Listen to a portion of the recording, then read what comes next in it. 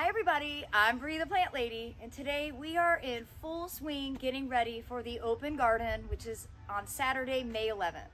I wanted to make sure that I had some pretty summer containers planted to give people inspiration.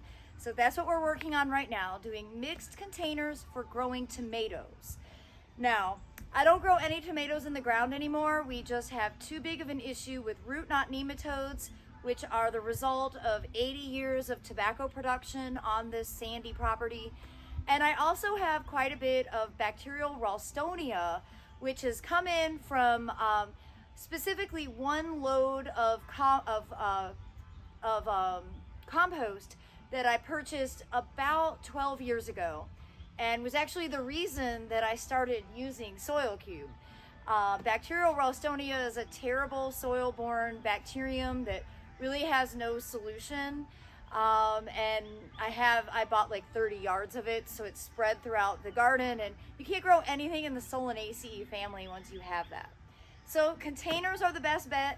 We started with empty pots. I actually just bought a lot of these from Lowe's, and I really like this style container because it holds a lot of soil, doesn't necessarily have to be watered every single day, and well, they're narrow enough that we can fit a whole bunch in a row, which is really what the aim is.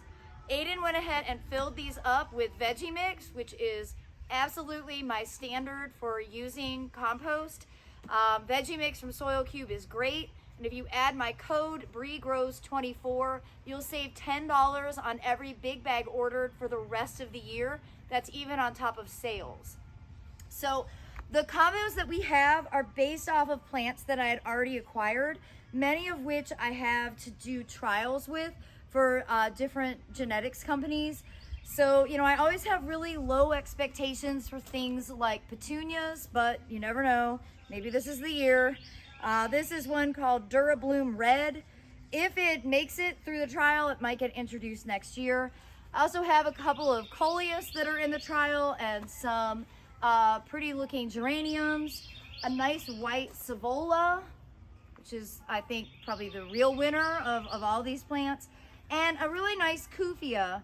My fear with this Kufia is that it's so dwarf that it'll get overrun by all the other plants. And basically, we've got 3 ornamentals in each pot. We're gonna plug 1 tomato in. We have 2 of my favorite tomatoes. This is Cream Sausage, which is my all-time favorite. And then the rest of these pots are gonna be filled with new dwarf heirloom varieties that we picked up at the farmer's market in downtown Raleigh. The State Farmers Market has some really great vendors, so if you're local and you're looking for vegetable starts, that's a really good place to go look. So now we're gonna go ahead and just get all of this stuff planted. We're gonna fertilize with a nice organic fertilizer, and then we're gonna top dress with triple shred hardwood mulch and get them staged in the fire pit. So stay tuned to watch our progress.